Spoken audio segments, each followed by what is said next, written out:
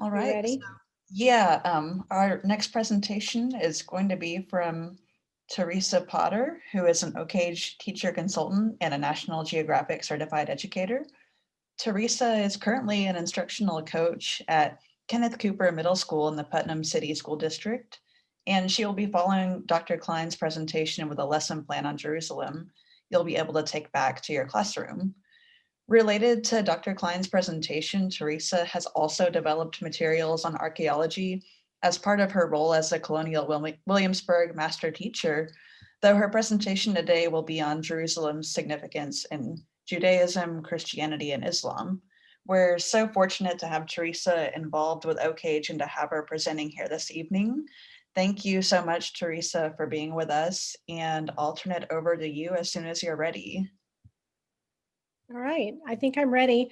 Wanted to say good evening to everyone and thank you for attending the OCAGE presentation. It truly shows your dedication to teaching when you're willing to take time out of your own schedules to better your students' education.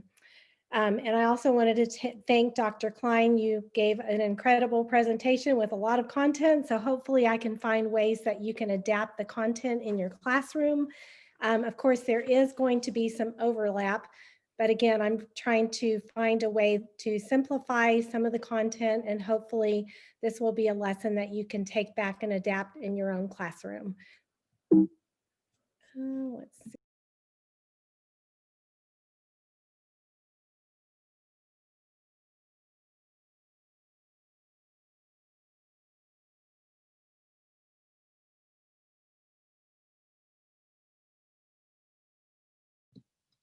Hey, Teresa, I think you're muted. Oops. Did you hear anything I said? No, right after the first slide, you were Oh, muted. that's weird. All right. These are the Oklahoma Academic Standards for Social Studies that we're going to focus on today. Mainly, they fall under 7.1. The student will analyze data from a geographic perspective using the skills and tools of geography. It doesn't want to let me change the slide. There we go. Can you still hear me? Okay, perfect. Last time when I tried to change the slide, it wouldn't let me. And then when I clicked on the slide, it muted me. So this lesson also covers many of the standards under 7.3. The student will identify the characteristics, distribution, and demographic patterns of human populations and systems of the Eastern Hemisphere. And of course, I'll be covering national standards from Geography for Life under the broad themes of place, regions, and movement, which is what Dr. Klein also talked about. The lesson I'm covering will be uploaded to the OCAGE website, as Becca had told you earlier, and all of the handouts I talk about are included in that lesson packet. Before beginning the lesson, I asked the students to make an inference and answer the question, how can a holy city also be a center of conflict? I begin the lesson by passing out this handout, comparing three religions to the students. I asked them to fill it out as we are going through the PowerPoint portion of the lesson. You may choose to allow them to work together in your classrooms or work alone on this part of the assignment. It should also be noted that not all the information can be found in the PowerPoint, so I cover the remainder of the answers for this graphic organizer, which I've included on slide 30, and let students complete that missing information. So let's get started. The first slide is a map showing where Jerusalem is located. Jerusalem is a city located in modern-day Israel and is considered one of the holiest places in the world. So as you can see, this is much more simplified than what Dr. Klein presented to us. So you can take both and kind of add to it. Jerusalem stands on the Judean hills at an elevation of 2,575 feet. It's about 20 miles from the Jordan River and about 30 kilometers west of the northern tip of the Dead Sea. Jerusalem is a modern city and is the largest municipality in Israel on the West Bank. Before Israel became a nation, the majority of people dwelling in the region were Palestinians, Arabs who lived in what was then known as Palestine.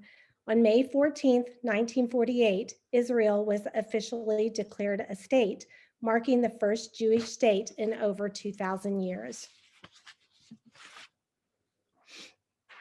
3/4 of today's population of Jerusalem are Jews. Jerusalem has been of religious and political importance to Judaism since biblical times. Jerusalem is also central for many Christians, being the city where Jesus Christ preached, was crucified, and buried. Crusades were fought during the Middle Ages to recover the Holy Land, and the city remains a pilgrimage site for Christians even today.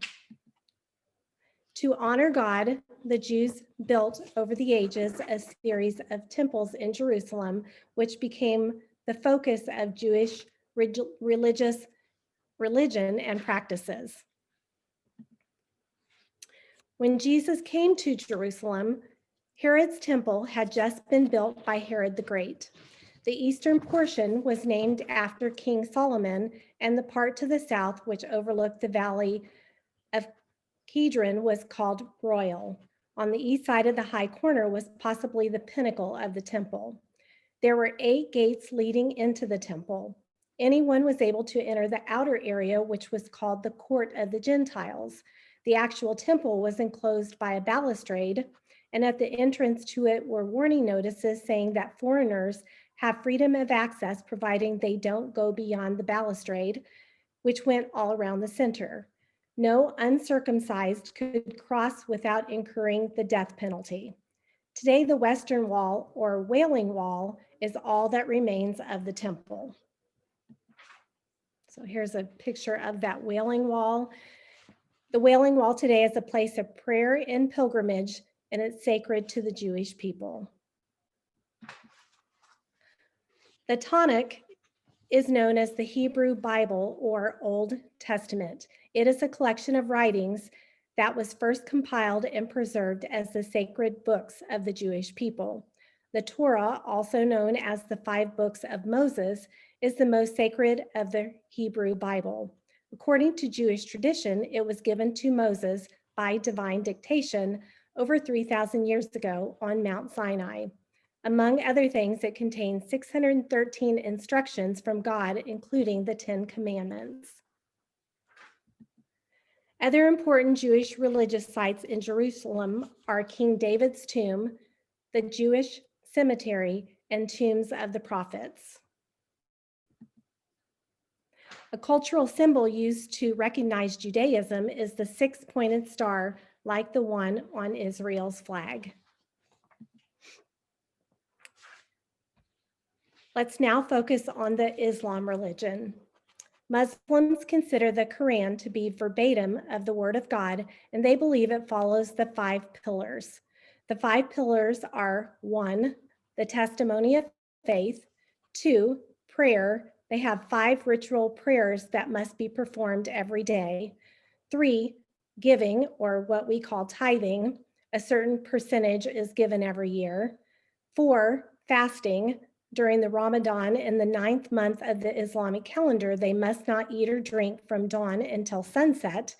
I have a student last year in my class that was fasting for a week and talked about he struggled with doing his lessons because he said it was Ramadan and he was fasting. Pilgrimage, number 5, a Muslim must take pilgrimage to Mecca in Saudi Arabia at least once during the 12th month of the Islamic calendar. Jerusalem is Islam's 3rd holiest city, after Mecca and Medina in Saudi Arabia. Muslims believe that Muhammad visited heaven from a site in Jerusalem. Muhammad was an Arab prophet who preserved the word of God, whom Muslims call Allah, in a sacred book called the Quran.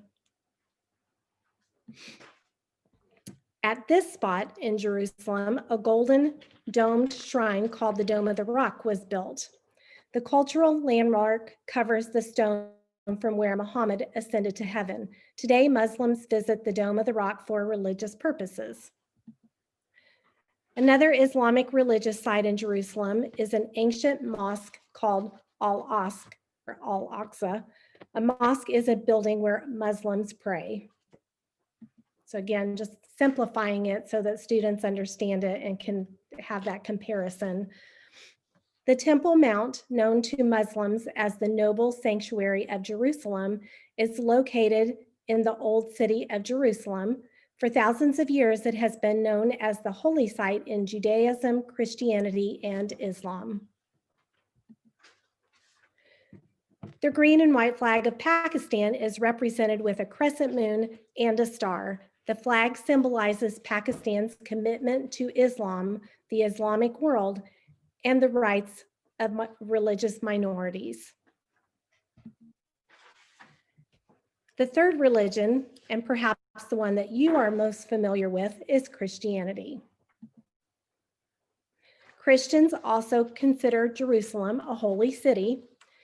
Jesus taught his followers and performed miracles in Jerusalem. The Bible, which is the holy book of Christians, mentions many sites that are located in Jerusalem.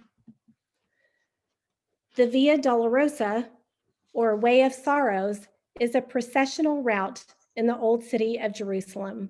It is believed to be the path Jesus walked while carrying a cross to Calvary. Calvary is the site of Jesus's crucifixion, where his body was nailed to the cross, also where he died and was resurrected. In this location, a cultural landmark was created called the Church of the Holy Sepulchre. It is a very special spot for Christians. I think I just kind of butchered that name too. Did I say that okay? Sorry, wrong. Yeah, It's sepulcher, I think. sepulcher most of the time. I have that Oklahoma inflection, don't I? Yeah. Well, yeah, just sepulcher. Christians also use the symbol to identify their religion. It is a cross as shown on Norway's flag. This is a map of first century Jerusalem. I have it, it's hyperlinked. So when you go to the site, you can click on selected places. For example, here and here, not all of them are hyperlinked, but there are places that you can click on and see them up close and then read the students. If you want to use this with your students, they can read a little bit more about each of the places there in first century Jerusalem. Oops, there it goes. I didn't mean to do that because it wasn't working earlier, so might not be able to get out of that. Oops. It does work because I tried it before I got on, but give me a second to get back to the PowerPoint. There we go. Sorry about that. Technology.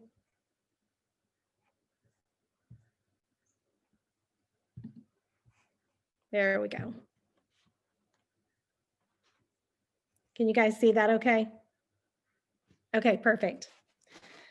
People often travel to Jerusalem for a pilgrimage. A pilgrimage to the Holy Land is different for each visitor. Most agree after visiting that it is not a vacation and that you will not view the Middle East or your faith in the same way.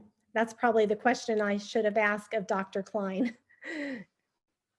What did you think after you returned? Oh, yeah.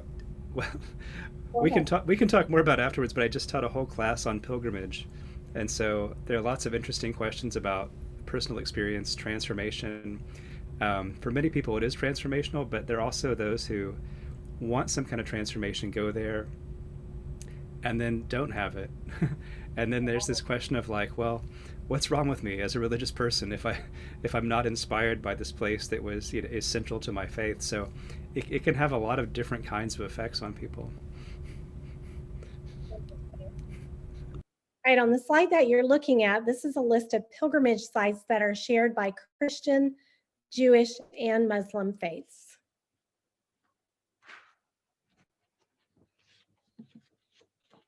And then here is that graphic organizer that I start with.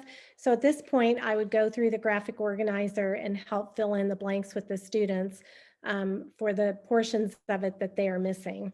All three religions describe Abraham as an important figure in their early history and as the father of two sons, Isaac and Ishmael.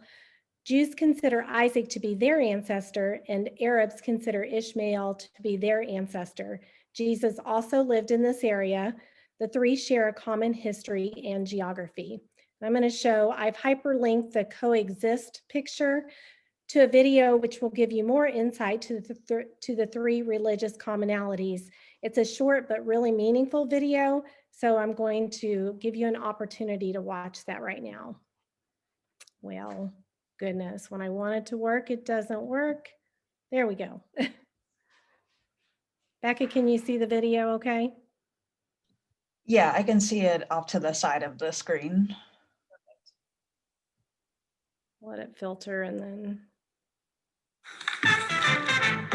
Aficionado. I'm a fashionista. Sorry. Sneakerhead. Metalhead. Gearhead. Audiophile. Gamer. I'm a foodie. Woo! I'm whatever this is. Obsession has My many apologies. names. This is ours. You think you have it all figured out and all then- in on the sports sedan. Experience amazing at your Lexus dealer. Okay, here we go. After the great flood, the Bible says that God made a promise to never again destroy the earth. Noah's family prospered, and their descendants spread across the world.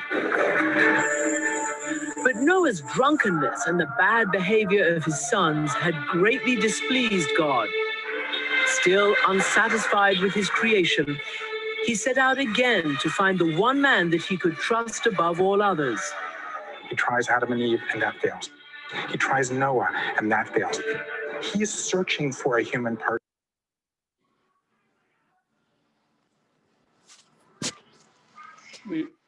We lost the sound, Yeah, Teresa. I think the sound isn't working anymore, Teresa. I wonder if maybe you just need to. His father and his wife Sarah in a town called My Haran, problem. a place where people were known to worship many different gods. And then, out of the blue, this lowly shepherd received a call from the God of the Hebrew Bible, summoning him to leave his home for a new life at once. God says to Abraham, "Go to this land that I will show you, and I will make of you a great nation." It would have been helpful if Abraham had said to God, "Which land, and by the way, does it have oil?" But Abraham did not question God's promise, and this one man's unflinching devotion to only one God reverberates throughout the Bible. It is the foundation of three great monotheistic faiths. In Judaism and Christianity, Islam, you can't get to God without going through Abraham. Obeying God's call, Abraham quickly left behind the trappings of city life and set off with his family on a journey toward the promised land of Canaan. It's a decision to leave everything that's familiar to you. I mean, it's letting go of everything and embracing the unknown. It's life-changing. Here in southern Turkey, near Haran, we met Anna and David Landis, an American couple raised Christian. They're writing a guidebook that will allow people of all faiths to follow the same path that Abraham took. Marhaba. I think there's something always powerful about going to a place from the Bible, from the stories that you've heard as a child. I think that makes the whole story feel more real.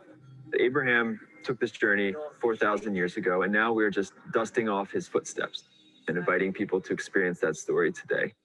Anna and David are part of an unprecedented initiative called Abraham's Path. Its mission is to break down barriers and foster communication in this, one of the most divided regions of the world. It attempts to lay claim to the man who first worshipped one God and to his legacy have been the source of constant conflict and bloodshed among the three faiths. Monotheism wants to say our religion is the only one, therefore yours is wrong. And if carried far enough, it means you have no right to live. But for those following in the path of the biblical patriarch, there is hope that the lessons of Abraham's story can bring these same groups closer together. How are you? Very good. People are very enthusiastic about the story of Abraham. People would stop us and say, have you heard about Abraham? And I think there's something special there where I can say, yes, this is part of my story too. Could you tell us about the story of Abraham? Prophet Abraham they born in Ufa. But the truth is, there's no archaeological evidence of Abraham or where he traveled. There's a centuries-old tradition in southern Turkey that says Abraham's birthplace is here in this cave, but it's not the only place to make such a claim. Could it instead have been here in Syria? Or here in southern Iraq, at a place some call the House of Abraham?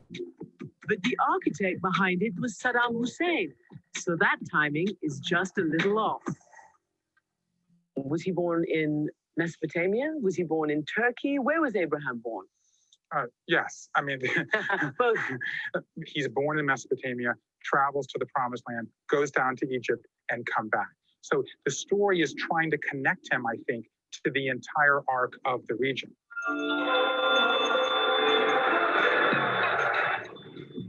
It's a story that's shared by about half the world.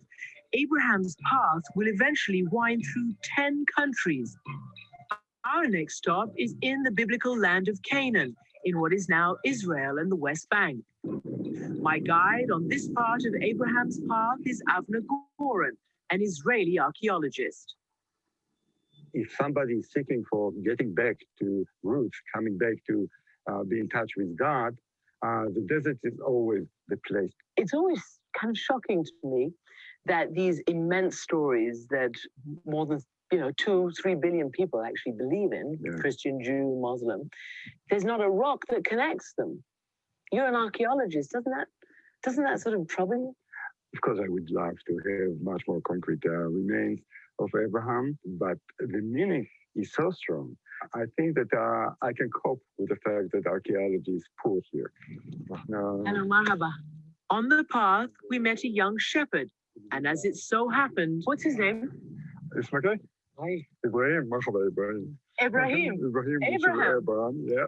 Ibrahim, Abraham, Avram, the name of the biblical patriarch, remains popular with all three faiths today.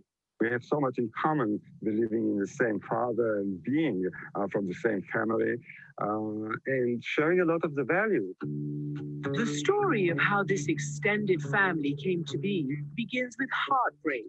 Although Abraham and his wife Sarah had tried for years, they were unable to conceive a child. Sarah, married to Abraham 10 years, was barren. She offered Hagar, her maid, to Abraham for surrogacy. Once Hagar had given birth to a boy named Ishmael, Sarah told Abraham she wanted both of them out for good. You see Hagar's extreme distress in the Bible. Then God appears to her and he says, "Fear not, from this child I will also make a great people." And these are the Arab people. Arabs to this day trace their lineage right back to Abraham through Ishmael. Every year, millions of Muslims make a pilgrimage called the Hajj to the place they believe Ishmael made his home, Mecca in Saudi Arabia. Here, Muslims also believe that Abraham came to visit Ishmael, and together they built Islam's first house of worship, the Kaaba. The Bible doesn't mention Mecca. Instead, it tells us Abraham finally found a permanent home in Canaan. He and Sarah had settled into their old age, perhaps at last enjoying some measure of tranquility after all they had endured. Then, unexpected visitors appeared and changed their lives again. Abraham looks up, he sees 3 men. He greets them, he welcomes them. Sarah hurries to make them a meal. Hospitality is quintessential. in nomadic cultures, travelers in these barren landscapes could never have survived without the kindness of strangers. And when you're out wandering into a new village and you meet someone and they offer you a cup of coffee or tea, I mean, those are the moments that define Abraham for me. Just to go down. Thank you. What do we have here, Avna? Sam Christian. Very nice to meet you. Avna Goran brought me to one stop where a Bedouin named Nasser welcomes travelers of all faiths to share a meal with him. Delicious. Nasser's meal is much like the one Sarah and Abraham might have offered the strangers who came to their home. At that meal, they announce that Sarah, now almost 90, will have a child. She laughs with incredulity. What Sarah and Abraham didn't know, the Bible tells us, was that the visitors were actually angels bringing them a message from God. And it did come to pass. Sarah gave birth to the child she had wanted for so long, a son named Isaac. His descendants became the Jewish people. Right, I love the way the video brings it from the past to the future and the message that it gives. Let's see.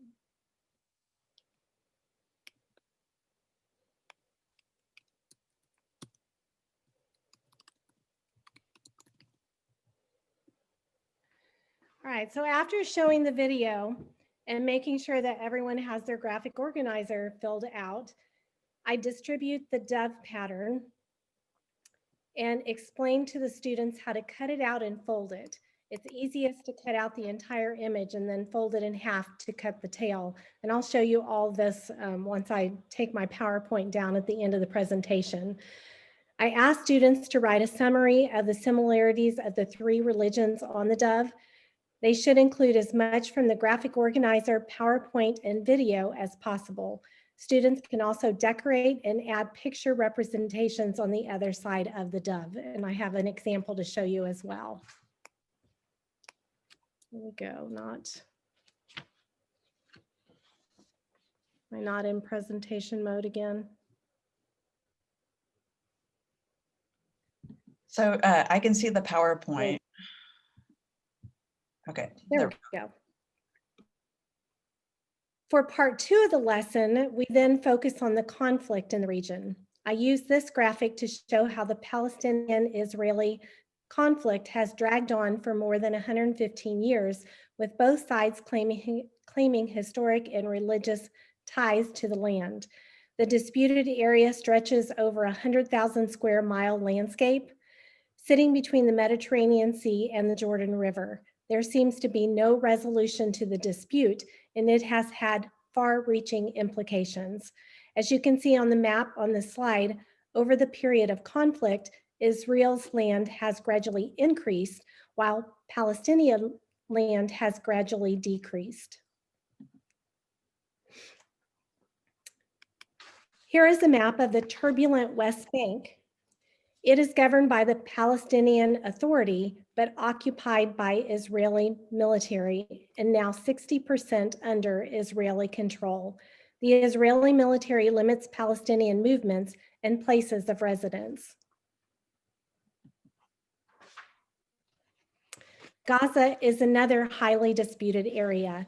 In 2012, the Israeli Defense Forces, or IDF, launched an 8-day campaign in the Gaza Strip.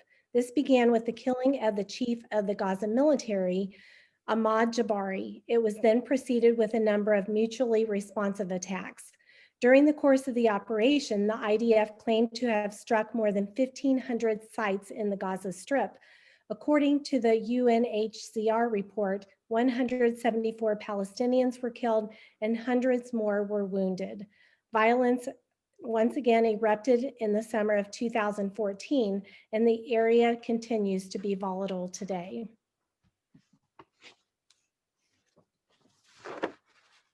We can't ignore the conflict that is going on in the Middle East.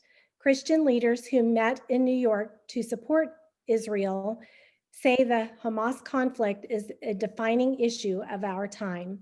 Here is a quote by Dr. Paul Fries, president of the New York Divinity School. The media tries to paint this as two forces that we have to bring together and try to resolve their differences. One is terroristic and the other supports the core biblical values of life, liberty, and justice. There really is no problem choosing sides between Hamas and Israel. The Palestinian people are the ones we love, along with the people of Israel. But the abuse of the tyrannical leaders of the Palestinians is just incalculable. DeVries argues that it is in the United States' best security interest to support Israel. He said, Hamas is terrorizing its own people and the people of Israel, and if they had a chance, they'd terrorize America too.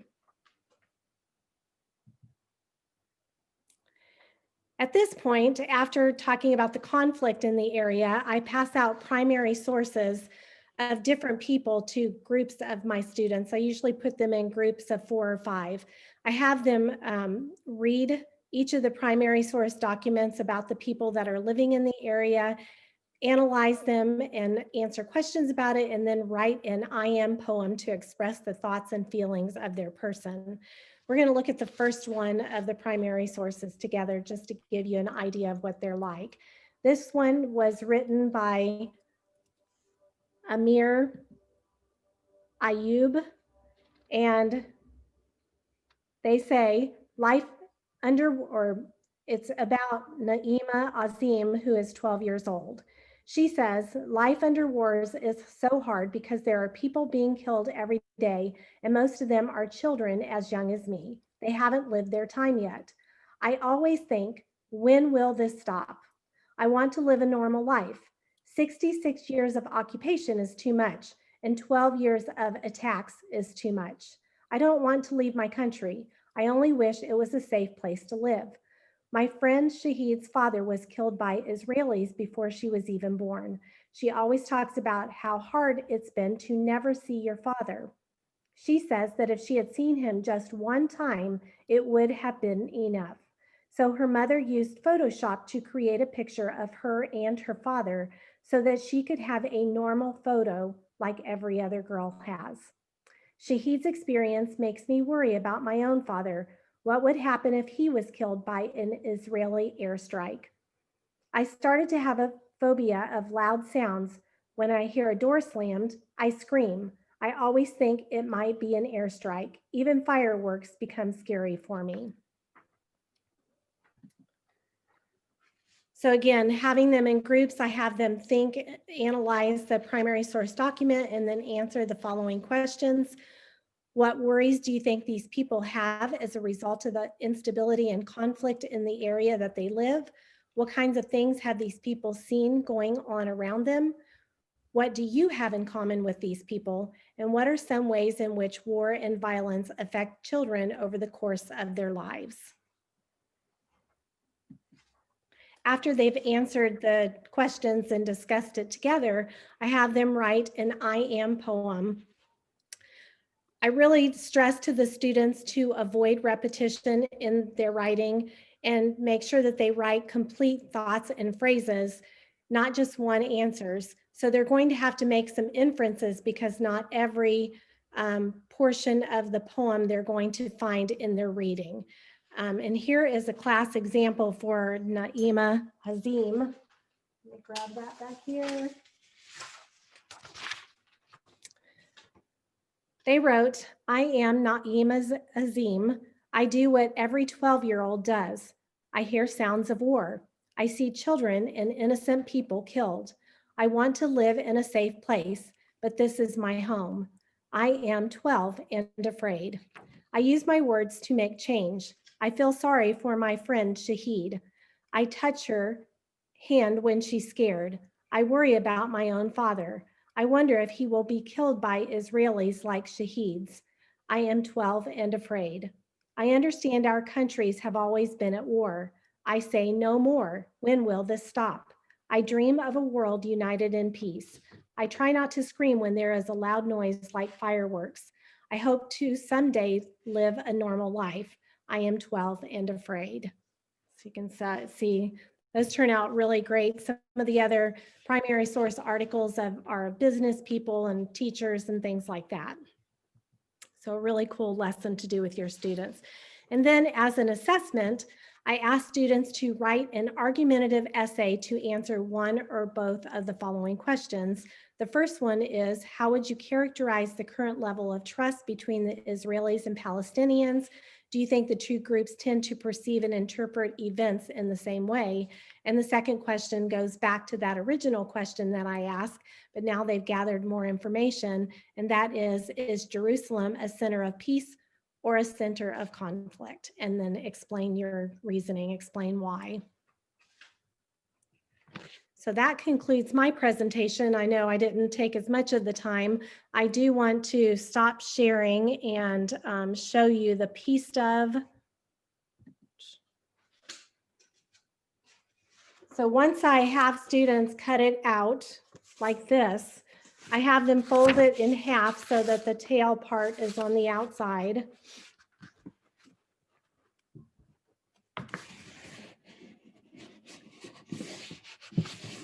So just like that, fold it in half. And then they can cut the tail, but make sure that you reinforce that they're not cutting the tail all the way off. They just want to go up to the end of the black line on the paper. Okay, so you can see it's still attached, just go up to the end of the black line. And then I fold the bottom portion of it. So where this first curve is right here, that's where I have them folded on a straight line. And I have them fold both flaps at the same time, but then we refold. So showing you how to do that. So it looks like this, it's just folded like that. But then I take the whole thing apart and we can kind of fold it back and forth, so you can do it either way. And the result is that it looks like this. These flaps here could be stapled onto a wall or a bulletin board. The tail can be pulled out. So you have what looks like that. And then here's the example that I have. On one side, you can't see that very well, but they've written the commonalities between the three religions. I have Jerusalem, geography, history, Abraham, Isaac, Ishmael. They all three have a house of worship. They all three have scripture and worship a higher being. In parentheses, this has God, Yahweh, and Allah. And then the old city is common to all. And then on the back side of it, they can do drawings and sketches specifically of some of the things that they put on the other side. All right, so that concludes my presentation.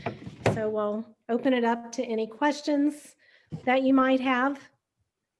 Yeah, thank you so much, Teresa. I know this lesson will really help clarify some of the differences between Judaism, Christianity, and Islam, and Jerusalem's role in each of these religions. And I think both presentations tonight have really shown how we can use geography to deeply understand a place's significance to different groups of people in the past as well as in the present. So while people are thinking of questions, I was thinking of one as you started your presentation. So you're introducing these religions, and this is like the students' opportunity to learn about religions besides Christianity. Is it ever complicated to discuss religion in the classroom? Or do students come in with misconceptions about other religions, and how do you deal with that? I think it's important as a teacher to try to keep your opinions out of it and just present the facts. And, you know, of course, there are parts of it that can be open to discussion, but really you want to talk as much about the history and geography and the facts as you can in your lesson, and just try to help the students understand that we're all here on earth together and that we all need to practice empathy and learn from one another and the different religions and about different diverse people. And by learning about the different religions, that's one way that we can do that. Yeah. Yeah, thank you. I've got a question, Becca. I don't know how you. Yeah, sure, go. So thanks, Teresa. That was great, and the poem I think is a tremendous idea. I think the sort of the concept sketch idea works really well, even at the university level, to have students draw out rather than write out. I think it's a great idea. So I think that would, and the dove's perfect. A question for you, and then maybe Professor Klein, you might respond to this as well, because it relates to what you were talking about. And I'm curious as to how you incorporate the expanded border separation between Israel and Palestine, and that physical separation with the walls and the barbed wire and all that increases, I think, that conflict. And so my question to Teresa is, do you talk about the actual, physical geographic separation that's been increasing because of those border barriers, or how you handle that? And then my other comment to Professor Klein was, how does that influence the research component as well? Teresa? Yes, I do talk about it. I just kind of briefly touched on it in my PowerPoint, but I do think it's very important to talk about it so that they can see the physical geography of what's really going on in the area. Right. Okay, thanks. Yeah, I really liked the last map, which showed the kind of the West Bank and the kind of honeycomb nature of kind of Israeli and Palestinian jurisdictions. So I think oftentimes if you see a print of it, it's kind of the West Bank as one entity. But when you actually travel in it, parts of it are directly administered by the Israeli military. Parts of it are administered by the Palestinian Authority. And those parts that are administered by the Palestinian Authority, Israeli Jews are actually not supposed to go into. There are signs, for example, if you're visiting Bethlehem, Israelis are not supposed to go into Bethlehem. There are kind of signs there. There's a border guard that's checking to see if you're Israeli trying to get into Bethlehem. So there's actually a border keeping Israelis out of there. And that's partly because certain Israelis have caused problems before. They've gone into Bethlehem or into Jericho and have caused that. So it's really an attempt to kind of keep those sides separated. And if you're in Bethlehem, you usually don't see any Israeli soldiers inside. And it's one of those areas that's directly administered by the Palestinian Authority. So you see Palestinian police and things like that. And I was driving in Bethlehem and got in a car accident there, which was going to cause a huge problem in terms of who exactly had jurisdiction to arbitrate this thing. And I ended up just settling with a cash payment to the guy whose car I'd sideswiped, which seemed to resolve the whole thing. But there are kind of like real problems that way in terms of who has certain kinds of jurisdiction. In this case, this is a car I had rented in East Jerusalem from a Palestinian company with its headquarters in Ramallah. But driving it, in a way that was kind of insured both for the West Bank and for Israel. But it would have a traffic report written by a Palestinian Authority policeman that I'd have to report back in East Jerusalem. And so it was going to be incredibly complicated, and we got it worked out with the help of some old men who came out and managed to work things out for us. So it ended up being okay. But the reality on the ground can be more complicated than what it might look like with some of those maps. For example, parts of the West Bank, like around the Dead Sea, are directly administered by Israel. So you can drive around those areas and you might not even realize you're in the West Bank. Other parts, like if you're around Hebron, it's going to be very clear that you're in a Palestinian Authority part of the West Bank.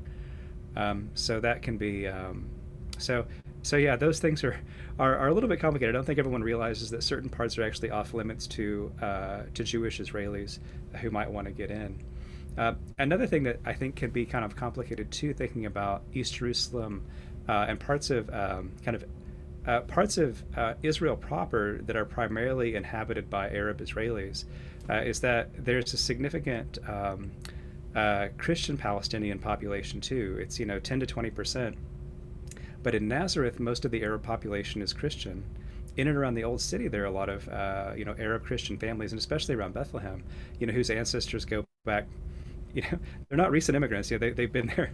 They've been there since the beginning, and that's an interesting aspect of it. Another thing that I think is interesting too. I mean, I don't know how you would incorporate, because it gets complicated in putting it together into a curriculum, for kind of for middle or high school students or something. But there is a long history of cooperation in a lot of places. For example, one thing I point out to my students is that there are different Christian groups that are in the Holy Sepulchre, and they have all kinds of disagreements. In the Middle Ages, they couldn't agree on who should close the doors to the Church of the Holy Sepulchre. So they gave the keys to two Muslim families. And those two Muslim families still open and close the Holy Sepulchre to this day. So it's an example of Christians and Muslims working together from antiquity into the present. So there's a long history of working together. And in many ways, the conflicts are fairly recent, which is an interesting aspect of kind of the history of the region. So I don't know how you bring that up in a tidy package. That's one of I think the challenges of presenting it. But that's kind of a long-winded answer to your question, Scott. No, and I think that this brings up what one of the points that Teresa mentioned, right? I mean, they've been collaborating for hundreds or thousands of years, and been in conflict for hundreds. Or thousands of years, and it's ever changing. I was there in '87, and I'm sure it's dramatically different than it was then even. Yeah, I've seen a lot of changes since I first went in 1998. So there've been significant changes and things like that. And the wall is an interesting one too. I think based on American politics, I think we assume that the wall is sort of like a conservative Israeli solution. But because Israeli politics are different than our own, it's actually a lot of liberal Israelis who support the wall and dividing things, and it's kind of the precursor to a two-state solution. A lot of kind of radically conservative Israelis don't want the wall; they want the whole thing to be Israeli. So they don't want a wall of separation. They want to bring the West Bank within Israel proper and govern the whole thing. The challenge, of course, then is what do you do with the Palestinian population? Because those same politicians don't intend to give the Palestinians citizenship, because that would radically alter Israeli politics. So there again, it's one of those ways in which I think a lot of my students, and I would assume probably Teresa's students as well, might come to this with certain projecting certain ideas of American political divides onto Israel, and oftentimes they don't shake out in quite the same way, which is kind of interesting. Now, I guess one thing, and this is a little bit different, but one thing I might add with the different names of God, which is part of the curriculum too, which is a little bit of a different topic, but for the Jewish name of God, a lot of religious Jews won't pronounce that name. So the YHWH, which is how it is in Hebrew, it is vocalized Yahweh, but most religious Jews avoid saying it because it's a way to avoid taking the Lord's name in vain. So yeah, that is the name as it is in the Bible, but it's actually written basically without vowels, so that if you read it in Hebrew, you know not to say it. And it actually, if the vowels that are put above it are the vowels for Adonai, so that you know this to say Adonai, which is the Lord, instead. So the usual way you would render it is the Lord, or one popular one in Hebrew is just Hashem, is a name for God, which just means the name. So you just say the name. So that's Yahweh is the name of God, but it's also for a lot of religious Jews, it's the name you're also not supposed to say, because it's so potent that you want to avoid saying it. And maybe an interesting detail too, it's actually the root of Jehovah. So if you're reading the King James Version, whenever it says Jehovah, that's where it says Yahweh in the original text. It's just that the King James translators weren't quite sure how to vocalize it. And you can kind of see the J for a Y, and then the V for a W. And then you're kind of guessing at what vowels go in there. And then you end up with Jehovah. So that's another rendering of that name. But I mean, in actual fact, like nobody knows how it was supposed to be said. Back when it was put in there, it was almost like designed, like here's the name of God, don't say it, and here's some vowels so that you say the Lord instead. So I don't know how to incorporate that into the curriculum, but it's in that Muslims say Allah, Christians say God and Jesus, although within certain limitations on how they say it. But yeah, within kind of religious Judaism, the practice is usually just to avoid saying it at all, and you say like the Lord or something like that instead, so that you're trying to avoid breaking the first commandment about saying the name in vain. Just don't say the name at all. So yeah, that's so interesting that there's so much, I guess, I don't know, like that's uncertain, you know, even now. But yeah, that's very, very interesting. Does anyone in the audience have any questions for either of our speakers? If you've thought of anything at all, feel free to type that in the chat or unmute yourself if there's anything you'd like to ask. So one question that I have for Teresa, while maybe some other people are thinking of a question, whenever you show that account of a 12-year-old in Jerusalem, like what is your class's reaction? How do they reconcile that someone their age is, you know, experiencing this level of conflict in their lives? So how do they react to that? Well, it was usually surprised, although with what's going on today in politics, I don't know if they're going to be as surprised with, you know, that. They have something that they can relate to maybe from watching on the news, although we've had other incidences as well.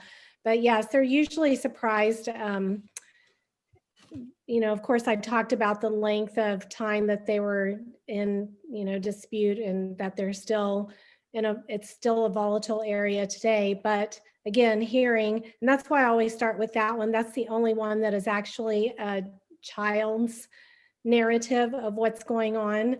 So, you know, that's the hook that really grabs them or pulls them in, is hearing from a 12-year-old, and just, you know, the surprise of what they're having to live with and deal with when it's not what we experience here in the United States.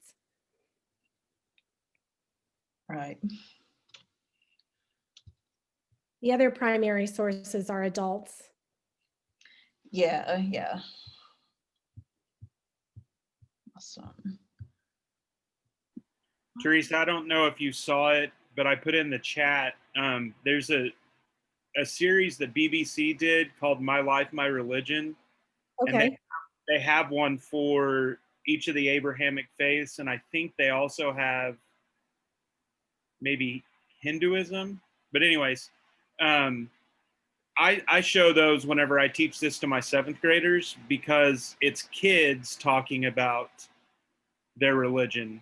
And I think that the neat thing that I hear a lot of times is that the kids are able to, like the boy who's a Christian, it shows them celebrating Christmas. The kids are able to connect the fact that kids who follow these other 2 religions that maybe they're less familiar with, they're also kids too, you know, and they like some of this, they like pop music and things like that. Thank you. I wrote that down. Yeah, and you can find them on YouTube, or I think they're still on BBC's website too. Okay. Yeah, I'll save the chat with this, so all of the comments and ideas that people have come in with, you guys will have access to those as well. Yeah, I was going to say too, Bruce Feiler, who's interviewed in that video, he's really great. He has a series on pilgrimage, just on pilgrimage, and he has one on Jerusalem pilgrimage and one on pilgrimage to Mecca, and they're both great. Like the Jerusalem one has like Christians in Jerusalem and the Holy Land, Muslim families in Jerusalem, Jews who are traveling to Jerusalem, And Bruce Feiler is really good. Like he's good at kind of asking questions of people and things like that. So so yeah, those are I've actually used those for some of my classes. They're really good. Yeah.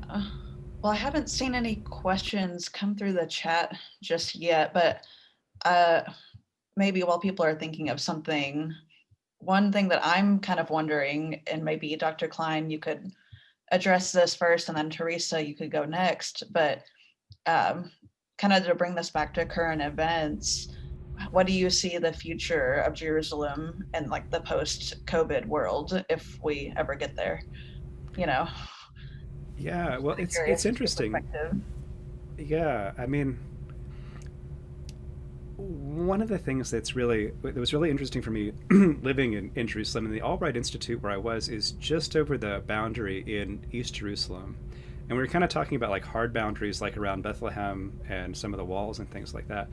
But like East Jerusalem doesn't have a hard boundary. Like you just kind of cross one street and you're in East Jerusalem, and the sign changes to Arabic. But you can just walk back and forth freely. But if you're walking on the main shopping street, which is where the Albright Institute is, and kind of talking to, like I had several shopkeepers where I did my grocery shopping and stuff like that, who I kind of got to know, and they were mostly young guys. And like their ideas of like what the future should hold were like different than what you might hear on a lot of like news reporting. Like the two-state solution gets a lot of kind of discussion, right? That like that's the way to go forward, and it goes back to Oslo and so forth. But a lot of these like young Palestinian guys, what they wanted was basically incorporation with full citizenship rights within a state. Like what they were wanting was not a two-state solution. They were wanting a one-state solution with like full rights for Palestinians within it, which would be a really different kind of state, right? But like that's what they wanted. They didn't want to be part of like a diminished West Bank state. Like what they wanted was like one state with representation for everyone within its boundaries. The challenge then, I think, for many Jewish Israelis is that would change the kind of religious balance of the population represented in parliament and so forth. So that then is a challenge. So in many ways, you're kind of looking at like solutions that could work in a variety of circumstances, but some kind of intractable differences on different sides. So I think that's one of the challenges too. And you know, in terms of like the Palestinian government, like a lot of Palestinians are really like putting Gaza to its side with Hamas. But if you're just as its own kind of separate example, but if you're just looking at like the Palestinian government in Ramallah, like there's a great deal of dissatisfaction among Palestinians with it. I mean, in many ways it's representative, but in many ways it has a lot of problems with administration and corruption and so forth. In East Jerusalem, though, there are problems because it's administered by the mayor of Jerusalem, who is part of Israel's government. But it clearly doesn't manage things as well on the east side as it does on the west side. So you're kind of looking at like places that are supposed to be administered well by Israel, but clearly are not getting the amount of attention that West Jerusalem does. And so then there's a kind of distrust of Israeli authorities and what government under an Israeli authority might look like. So there's that as well. So I don't know if there's a good solution in there, but it is interesting going back to say the Oslo Accords and like the main outcome of that being a two-state solution, which has been kind of U.S. policy since then to like try to find a way to do that. But then on the ground, finding a lot of Palestinians who really are not in favor of that. What they want is a one-state solution with full citizenship rights and representation for everyone within the West Bank and Gaza, but part of like a kind of a unified government within its boundaries. Which is something that some Israelis might be okay with, but many would not. Yeah, thank you for that perspective. Teresa, do you have any follow-up comments to that question or anything that Dr. Klein said in relation to the post-COVID world of Jerusalem? Some of the articles that I read about the Middle East basically have been focusing on alternative businesses other than oil, obviously, trying to build their economy on other industries and the tourist trade and things like that. But with COVID, obviously, that put a halt to everything. And then on top of it, they were used to getting big bailouts from corporate. Teresa, I'm sorry to interrupt, but can you move forward a little bit again? You're fading. Yeah, sorry. I must not have a good microphone. I need to buy one. They're used to getting big bailouts from big corporations and oil companies as well. And since everyone is struggling right now, everyone's on lockdown, they're not getting these bailouts from corporations. So the economy is tanking.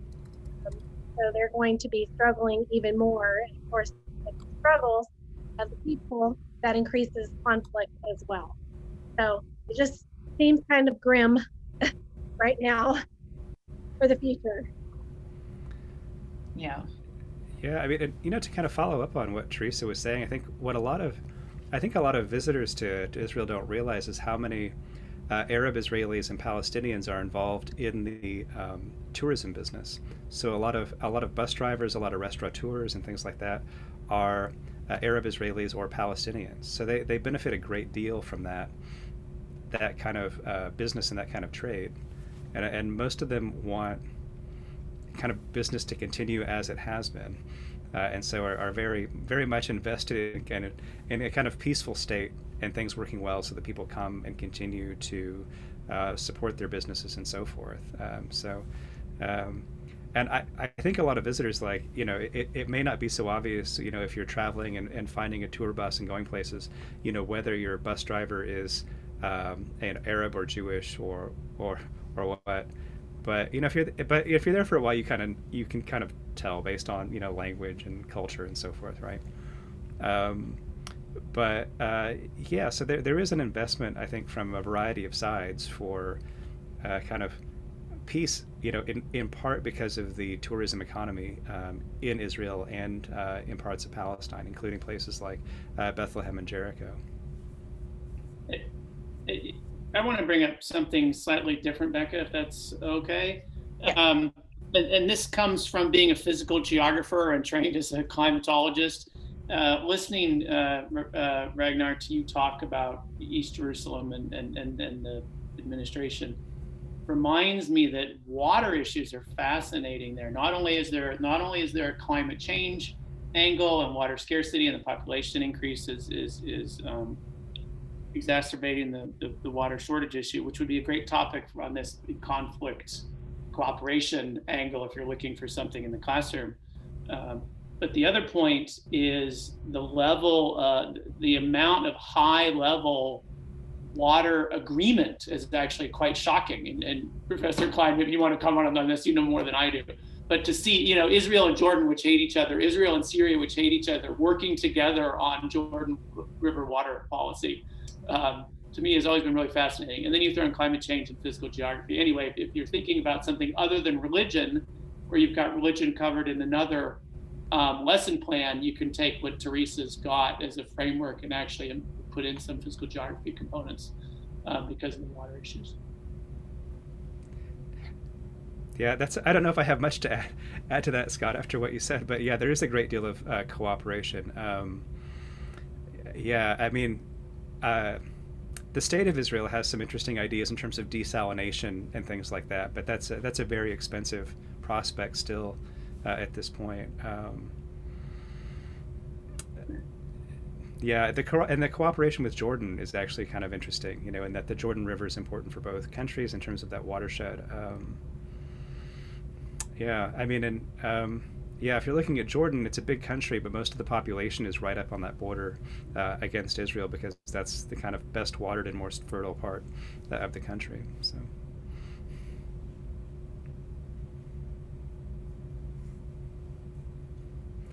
Yeah, I have another border crossing story coming back from Jordan and entering the West Bank, but I don't know if we have time for that. We do. We do still have 5 more minutes built in to our discussion time. So it's another interesting one. So there are a variety of ways in which you can cross between Israel and Jordan. There are 3 major ones. One's at Aqaba in the south, between Eilat and Aqaba at the Red Sea. Another one is in the north at Beit Shan. And then there's one in the middle close to Jerusalem.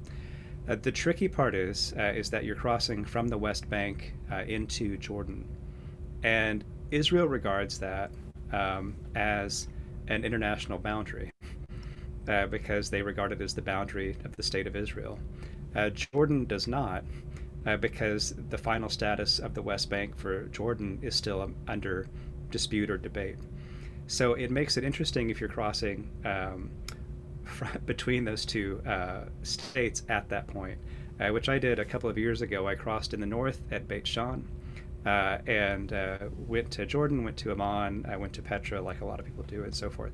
But then decided to cross back at what's called the Allenby Bridge, named after the British officer.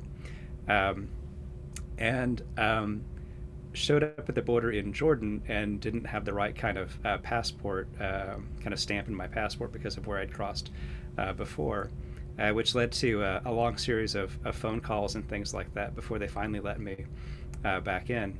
And so what it amounts to is that from the point of view of Jordan, you're crossing from Jordan into the West Bank. And so it's not an international boundary. From the point of view of Israel, you're actually crossing an international boundary at that point because they regard it as an entry point into the state of Israel. So it makes for some kind of collaborative confusion on the two sides where they both are saying different things. But it's a major crossing for Jordanians and Palestinians who are crossing back and forth to see families and things like that. If you're an independent traveler, it's not the place I would advise you to cross based on my own experience. But if you do decide to cross there, one thing I discovered is that there's a VIP crossing, which they offered me. So for $100 on the Jordanian side, you can pay for the VIP crossing, where they speed everything up for you, and you get your own private van across the kind of border zone between the two sides. And then when you show up on the Israeli side, they have a collaborative agreement recognizing your VIP package you've purchased. And they take you to the front of the diplomatic passport line and get you in front of any tourist bus that's there. And you go through in a matter of, probably would take 2 hours in about 10 minutes. So if you're ever stuck there, you can ask about the VIP package, which is available for cash purchase. And it's not something that just the guys I was dealing with had invented. It was like, clearly something that existed to, for a price, aid travelers like me who had crossed with the wrong kind of visa at a certain point and needed to get back across. So, but it's another example of kind of ambiguous borders and kind of different understandings of the same border. Yeah, that's the same is true in the South. When I was there, you couldn't go from Israel, you couldn't go from Egypt to Israel. So you have to go from Egypt to UN occupied space to Israel, right? So you have to get in Eilat, go into Eilat from Egypt, right? So you're in this nebulous UN blue hat zone, which doesn't exist, but it's separate between the two countries. Yeah, it's a similar thing at that Allenby Bridge crossing. It's about half a mile, and if you didn't get the VIP package, you have to buy a special bus ticket to take the bus, which has one purpose, which is to cross that half mile and take you to the other side. Dr. Klein, while you were over there with your family, did you ever feel like you or your family feel like you were in danger at any point, or Dr. Green? No, not so much. I mean, we were there at a couple of tumultuous times. So at the end of 2017, we were there when the United States decided to move the embassy from Tel Aviv to Jerusalem, which resulted in kind of demonstrations in and around where we were, and then conflict with riot police, which resulted in kind of stun grenades and things like that. And at one point, at the dumpster outside being set on fire. So there was definitely kind of violent conflict surrounding that decision. Another time was when we were in but we didn't feel personally threatened or anything like that. We could kind of walk through crowds. And if you were there watching the demonstrations, like there was kind of conflict on one street, and if you're kind of looking 2 blocks over, there are parents walking around with their kids shopping. So that's one kind of myopic view you sometimes get from news reporting, that the demonstrations can be very local, and it doesn't mean like the whole neighborhood is on fire or something like that. We were also there in 2014 during the war with Hamas in Gaza. And so we're in Jerusalem then, and that was a little bit more tense because there were rockets being fired at Jerusalem. And so the alarms would go off, and you have a few minutes to get into a shelter. And so the apartment complex we were staying in was older, didn't have a shelter, but had reinforced stairways. So you just kind of go out and you shelter in the stairway with other people in the apartment complex. And then you hear a boom shortly afterwards, which in our case was the rocket being intercepted. So we had to shelter there a few times. But when you hear the boom, you're not sure if it's been intercepted or if it's landed. But that was a little bit. I was more nervous in 2014 than in 2017. All right. Well. But I don't mean to. But I should say those were kind of exceptional circumstances. Yeah. Most of the time, it's fine just walking around. Yeah. It is funny to hear you say, "Oh no, it's perfectly safe." You got a warning. You go in a stairwell. Bomb goes off. I felt my kids were completely safe. I know. Yeah. You get to meet the neighbors. It's fine. Yeah. Well, thank you so much to Dr. Klein and Teresa for your presentations. So I think we'll do all of our last minute house cleaning stuff, and then we'll do the door prize drawing. So everyone who participated today is eligible to receive your professional development certificate and a $25 stipend. And the instructions for obtaining your certificate and stipend are in the evaluation form. So I'll give you that form in the chat. So you'll fill out the form, and then you will take a screenshot of the confirmation page and then email it to me at ocage@ou.edu, and then you'll get your certificate and your $25 stipend. I'm going to type my email in the chat so everyone will have it. Okay.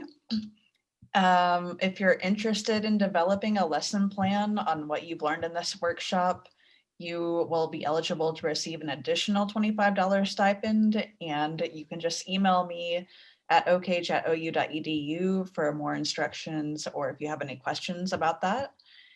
And so without further ado, we're going to do the door prize drawing. So the first winner we have for the 5 Nystrom desk atlases is Lindsay Hopp. Lindsay, if you're in the meeting still, could you just type in the chat that you're here, and then we'll go on to the next drawing. All right, so Lindsay's got her atlases. All right, congratulations, Lindsay. So the next person that will get the 5 Nystrom atlases is Melissa McGoffey. Melissa, are you still in the session? If so, just type in the chat that you're here. Yes, no, I'm here. Hang on. Awesome. All right, well, those are our door prize drawings. Yeah, congratulations, guys. I will get those mailed to you at some point this week, so be on the lookout for those. So we do actually have another session tomorrow.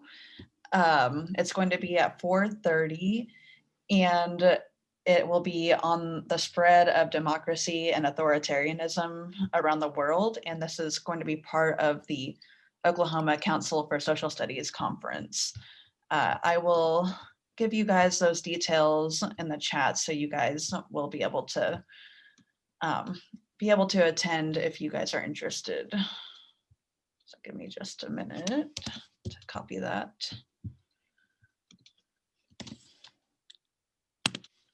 All right, so hopefully you guys will be able to make it to our session tomorrow. Really excited about that, especially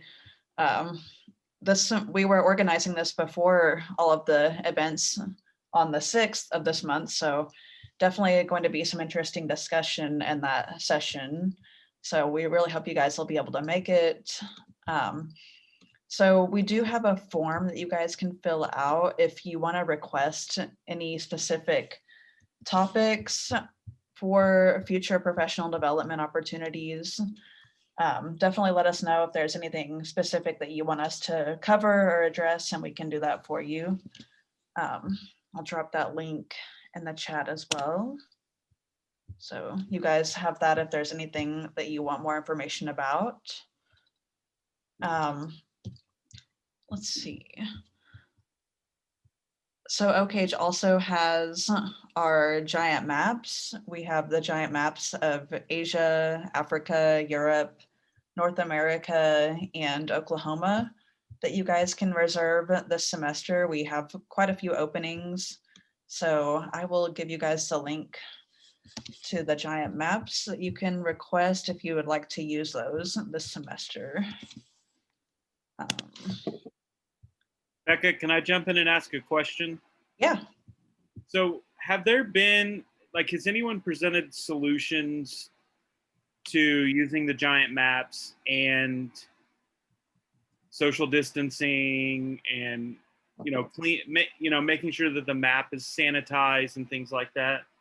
Right. So what we've done is we put sanitizer and wipes in the kit so people can wipe down the, not necessarily for the maps, but for like the other things that you're touching, like the chains and the cones and stuff like that. So there are wipes and hand sanitizer, but we have OCAGE masks that we can give out to people if they need masks. As far as the actual map, I feel like people are walking on it, it's like maybe you're not going to touch the map and then put your hand in your mouth. I mean, I don't know, but Okay. but yeah. I just know, I know that there are probably some people that have chosen not to reserve them because of apprehension from that. One of the things that, sorry to interrupt, Becca, but the guidance that we received was that the time, and we, not always, but we try very hard to space them out a week. And the guidance that we received was if you space them out a week, whatever was walked on or coughed on or whatever is no longer viable.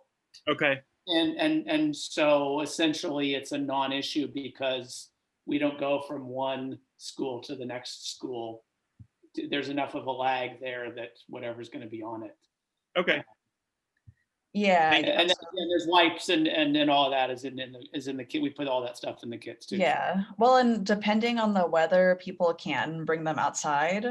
So if it's dry enough and if there is a good enough outdoor space, they can be used outside as well. So there's a lot of different things that can be done. It's really up to the teacher's personal preference as far as what they would like to do. But yeah, really good question. Thank you for asking that.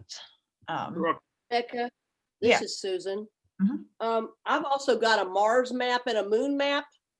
And we now have those spray guns, the ones that are about 18 inches long, that you can spray on anything. And so, and you don't have to wipe it off, you just let it dry.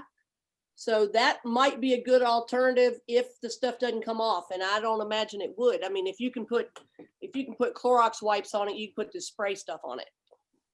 Yeah. So maybe the custodian at a school would be willing to do that. Yeah, sure. That's a good idea. Yeah. Thanks for letting us know. All right. So I just have a couple more details to give to you guys.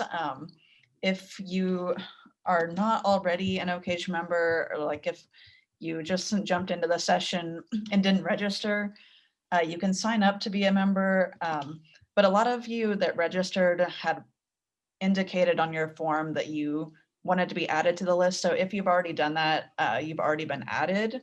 So this is just for people that maybe didn't register for today.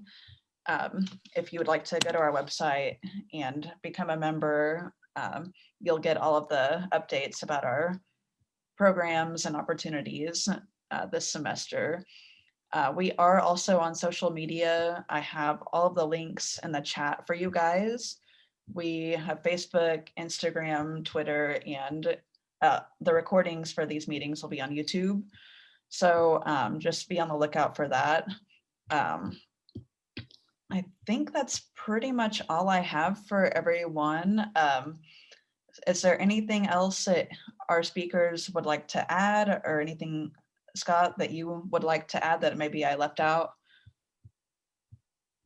Well, since you ended up with, no, I think, no, you've covered everything, and there's lots of stuff in the chat. And I will just say that, you know, there is the opportunity for, if you're really struggling and you need some supplies, you can reach out to us as well. And occasionally we have additional funds to buy an extra atlas or whatever you need, or come visit.